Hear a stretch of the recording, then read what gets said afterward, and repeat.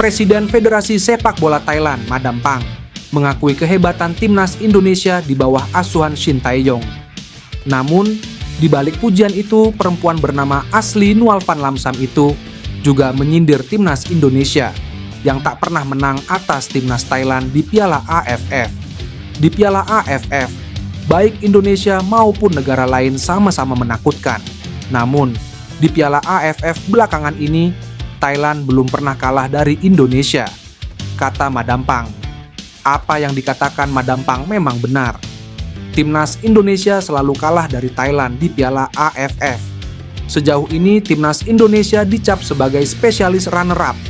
Sepanjang sejarah main di Piala AFF, sudah 6 kali timnas Indonesia finish di posisi kedua. Dari 6 final tersebut, 4 diantaranya dijalani timnas Indonesia melawan Thailand. Tentunya, timnas Indonesia selalu kalah dari timnas Thailand di partai puncak Piala AFF. Peluang timnas Indonesia menang atas Thailand di Piala AFF 2024 yang bergulir pada 8 Desember 2024 hingga 5 Januari 2025 juga tak bisa dibilang besar. Sebab, pelatih timnas Indonesia Shin Tae-yong hanya akan menurunkan pemain timnas Indonesia U22. Shin Tae-yong sengaja tidak menurunkan skuad seniornya agar Witan Sulaiman dan kawan-kawan fokus membela timnas Indonesia di babak ketiga kualifikasi Piala Dunia 2026 zona Asia. Pascal Struijk, bek tengah yang saat ini bermain untuk Leeds United di Premier League, baru-baru ini menjadi perbincangan hangat di dunia sepak bola Indonesia. Spekulasi mengenai kemungkinan naturalisasi Struijk untuk memperkuat timnas Indonesia kembali mencuat. Isu ini tentunya menarik perhatian banyak penggemar sepak bola di Indonesia yang berharap kedatangan pemain berkualitas seperti Struijk dapat meningkatkan performa timnas. Pascal Struijk telah menunjukkan performa solid di Liga Inggris. Bek berusia 25 tahun ini dikenal karena kemampuannya dalam bertahan dan membangun serangan dari lini belakang. Dengan pengalamannya bermain di kompetisi Eropa, Struijk dianggap bisa membawa dampak positif bagi timnas Indonesia. Kasus Pascal Struijk akan menjadi salah satu yang menarik, karena pemain ini tidak hanya memiliki keterampilan yang diakui di level klub, tetapi juga memiliki koneksi yang kuat dengan Indonesia melalui keturunan keluarganya. Meskipun belum ada konfirmasi resmi dari pihak PSSI atau Pascal Struijk sendiri mengenai langkah ini, spekulasi terus berkembang. Bergabungnya Struijk dengan timnas Indonesia akan memiliki dampak besar, baik dari segi teknis maupun komersial. Selain itu, kedatangan Struijk dapat menarik lebih banyak perhatian media dan sponsor, yang pada gilirannya dapat meningkatkan popularitas sepak bola di Indonesia. Jika Struijk resmi bergabung, hal ini akan menjadi berita besar bagi penggemar sepak bola di Indonesia dan bisa menjadi langkah penting dalam perkembangan sepak bola nasional. Ada kabar baik bagi timnas Indonesia, sebab salah satu media Belanda Voetbal Premier memberi informasi yang menggemparkan.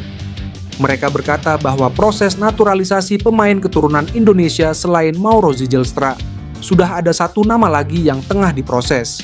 Dia adalah Jairo Riedewald, pemain gelandang klub Royal Antwerp di Liga Belgia. Jika benar Jairo akan dinaturalisasi, tentunya tim Shin Tae-yong akan kedapatan amunisi tambahan jelang laga tandang di kualifikasi Piala Dunia 2026 zona Asia melawan Bahrain dan Cina. Jairo merupakan pemain gelandang.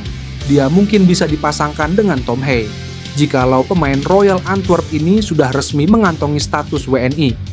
Jairo Riedewald merupakan salah satu pemain selain Mauro Zijlstra yang sedang diproses. PSSI sedang mengusahakannya, dan Jairo semakin positif dengan hal itu. Saya yakin Jairo bisa menjadi pemain Indonesia, ujar host Voetbal Premier. Sementara itu, kode terkait naturalisasi Jairo juga memang sudah ada dari beberapa minggu yang lalu, seperti di dalam bio Instagram pribadinya dengan emotikon bendera Indonesia. Selain itu, ia juga pernah memberikan informasi saat ditanyai oleh fans tentang naturalisasinya. Jairo berkata, "Hanya tinggal menunggu waktu saja. Patut dinantikan bagaimana dan kapan Jairo Riedewald dan Mauro Zijlstra akan datang ke tanah air untuk menemui ketum PSSI Erick Thohir dan bersalaman untuk proses naturalisasi. Pelatih timnas Bahrain, Dragan Talajic, ketakutan jelang melawan timnas Indonesia di matchday ketiga grup C kualifikasi Piala Dunia 2026 zona Asia. Juru taktik asal Kroasia itu mengatakan, takkan ada laga yang mudah di grup C kualifikasi Piala Dunia 2026 zona Asia. Ia mencontohkan keberhasilan timnas Indonesia menahan Australia 0-0 di matchday kedua grup C Selasa 10 September 2024. Fakta itu menunjukkan Bahrain bisa terpeleset saat menjamu timnas Indonesia. Meski begitu, Dragan Talajic tak mau jika skuad asuhannya terlihat inferior di hadapan timnas Indonesia. Ia mengatakan Bahrain lebih baik dari timnas Indonesia. Penilaian itu muncul karena di dua laga awal grup C, Bahrain mendapatkan 3 poin hasil menang 1-0 atas Australia, serta tumbang 0-5 dari Jepang.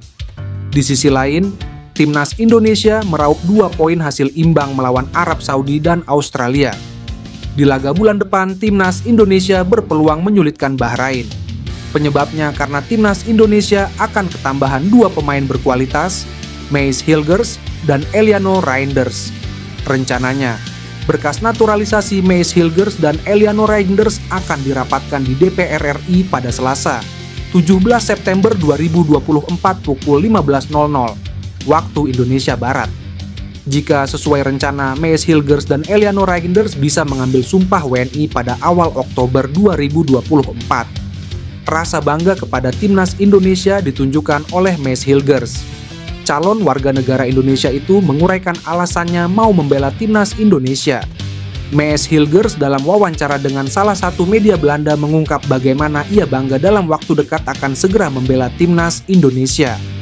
Saya bangga bisa mewakili negara hebat ini, kata Maes Hilgers. Menurut Maes Hilgers, keputusan untuk menjadi WNI dan akan segera membela timnas Indonesia tidak terjadi dalam waktu singkat.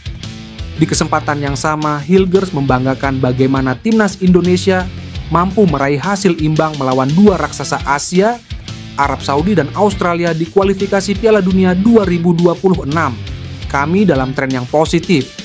Kami bermain imbang melawan 2 tim yang kuat, kami harus bekerja keras untuk itu semua, ucapnya.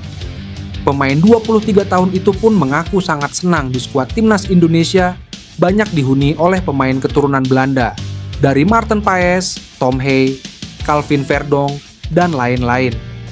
Saya senang bisa berbicara bahasa Belanda dengan 8 pemain, dan itu juga karena kami bisa saling berbagi cara bermain, ucapnya. Pemain keturunan Jairo Riedewald dikabarkan media Belanda sedang menjalani proses naturalisasi untuk membela timnas Indonesia. Nama Jairo Riedewald pasti sudah tidak asing bagi pecinta sepak bola Indonesia. Mantan Crystal Palace ini disebut punya darah keturunan dari sang ibu. Belum lama ini, media Belanda mengatakan bahwa gelandang berusia 28 tahun tersebut telah menjalani proses. Hal tersebut diungkapkan oleh Voetbal Premier yang tayang di YouTube ketika wawancara dengan calon pemain naturalisasi timnas Indonesia, Mauro Zylstra. Ini cukup istimewa karena ada beberapa pemain lagi yang bisa bergabung dengan Indonesia selain kamu, Mauro.